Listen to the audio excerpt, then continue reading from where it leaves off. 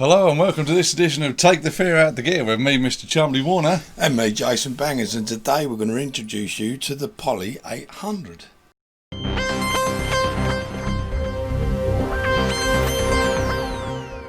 Well, it's Korg, so we're off Roland for a start. We've been on Roland for a while, haven't we, I think? Yeah, well, yeah, and we did a bit on the M3, didn't we? Is that called the M3? Yeah, that is. I forget, Tubes, we do so many keyboards and things. So what we've got here is an intermediate kind of synthesizer, if you will. Not a very expensive one for a start, is it? They're not. No, vintage, these ones. Yeah. Just like shit roll, they're cheap. And you wipe your ass with them afterwards. I'll tell you what, we're going to... Let's not bore you, just give them a tune.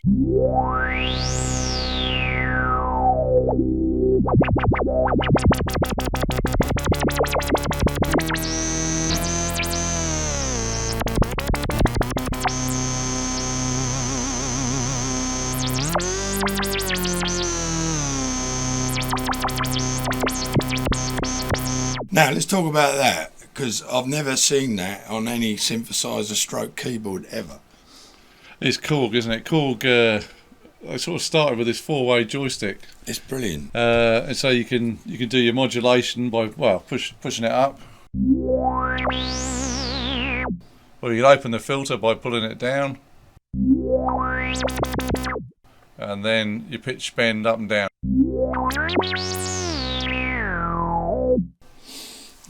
That, if I'm not mistaken, is the only keyboard I've seen with it. I'm sure something else must have it on, is it? So, some of the later Korg keyboards. Well, that's cool, but it's now time for... Ladies and gentlemen,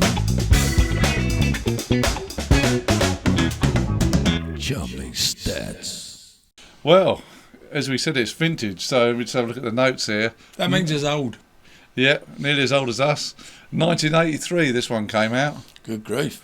And this was kind of Korg's answer to the Roland Juno-series of synthesizers. So it's all analog. And then let's have a look. You've got 8 voices. And you've got 64 on the front here, 64 memory patches, so you can store 64 different sounds. And then... That's pretty damn cool, isn't it? If you see here, these are all like the different parameters, what you can alter when you start programming it. So you can alter all your oscillators, your filters, it's got a built-in chorus on it. It's got a MIDI as well, which... So I'm not sure if the early Roland Junos did have MIDI. I don't think they did. So you've got MIDI built in as well. 49 keys. Coming back to the parameters, apparently there's... Let's have a look here. 50 editable parameters. That's pretty damn cool. What's the right button for? So is that for recording or for writing your own patches? Yeah, writing your own patches. Ah, cool. And there's various switches on the back here where you have to disable the memory so you can actually write in there and then put it back to protect the memory so that you don't overwrite stuff. And you can tune it as well, look. Ah. Do you hear that? Oh dear. Nothing like a bit of tuning. That's got a great oscillator built in. It has. A bit of a sub-oscillator, that one. Absolutely. This chorus, man, which I've heard on TV, it's got a great sound. How do you activate it? Or is it on certain sounds? It's on certain sounds, yeah, so you can switch it on and off on certain sounds. Well, that's slightly annoying because I would have liked that to have been global. But yeah, I guess, you know, it's just one of those things, isn't it?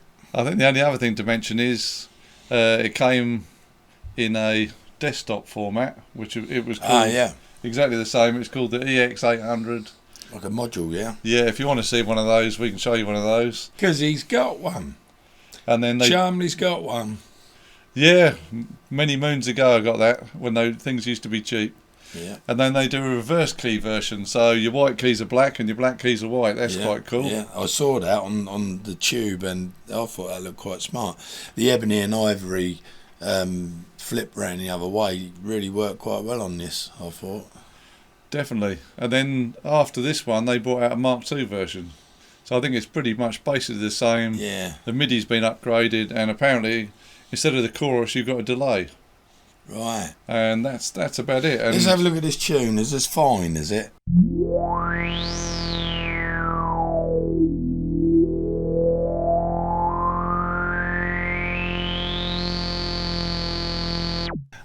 It's something about a fine tuner where it kind of goes like between a semitone. It doesn't do a full octave or anything. It just gives you that. No matter where you land it, it just sounds creepier, doesn't it? It does, yeah. I mean, It's that one. sorry, man. Just love it. Here's a clue of who used to use them.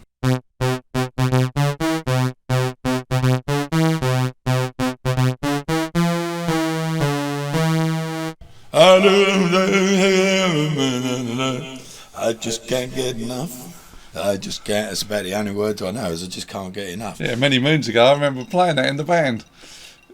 Did we do that? Yeah. Did we? Oh yeah, no, we do. We still do it. It was a We newer do. song, one of our newer songs. You know what it is, Tube? So it's been over 7 months since live music now. You see, so and we're going into lockdown again this coming Thursday.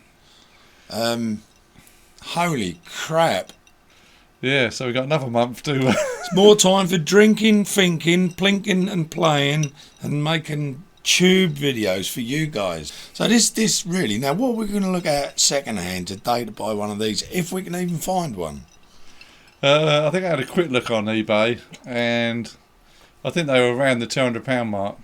These had got a bit of a cult following, these Poly 800s. I can see why. And we can probably get you a picture. Some of them, that people have done mods here. See, there's a couple of mods you can do to add a few more extra features. Yeah, well, I think it's brilliant. And you've got a sequencer. Ah, yes. This might work with this sound.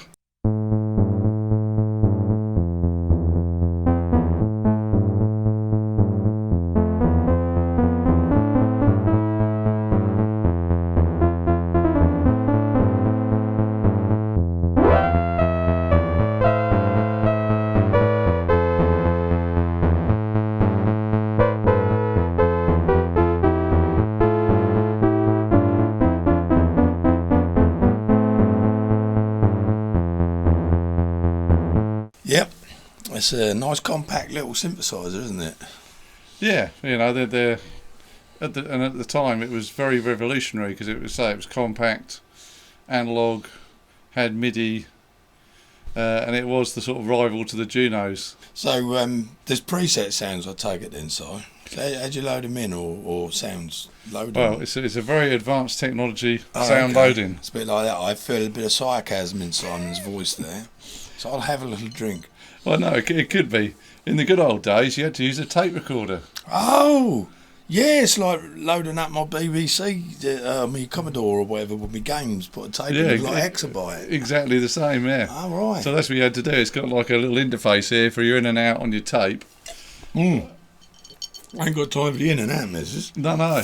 So if you haven't got time for that, what you do nowadays is just a line into your audio interface on your PC or Mac and just record it on an audio track, and then when you want to load your sounds back in, do the opposite. Oh, cool, man. Well, that's.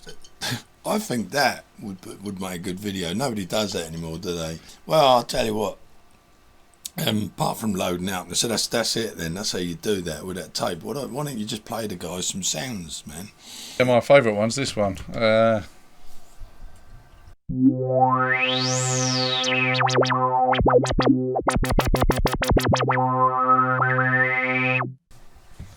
then this sound is, because this came from America originally, the guy in the shop played Jump on it.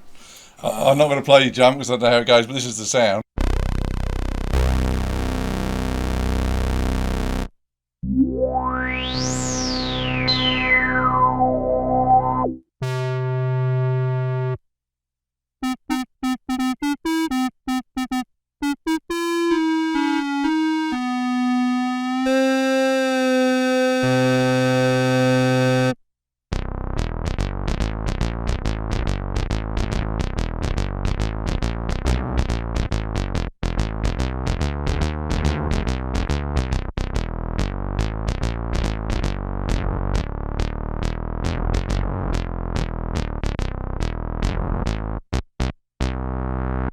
And there's just one more thing. Just one more thing.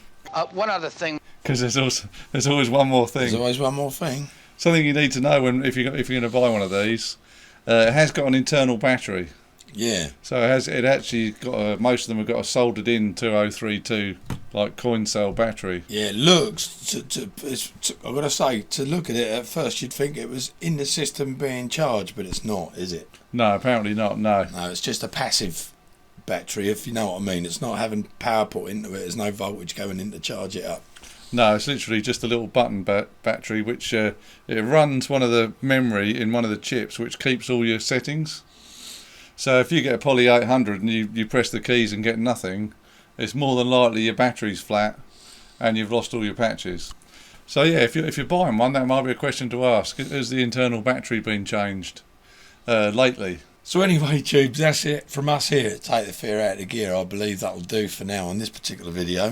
From me, Jason Bangers, it's a COVID-19 lockdown goodbye. And from me, Mr. Chumley Warner, it's a lockdown goodbye. Take care, guys. We'll see you on the next lockdown.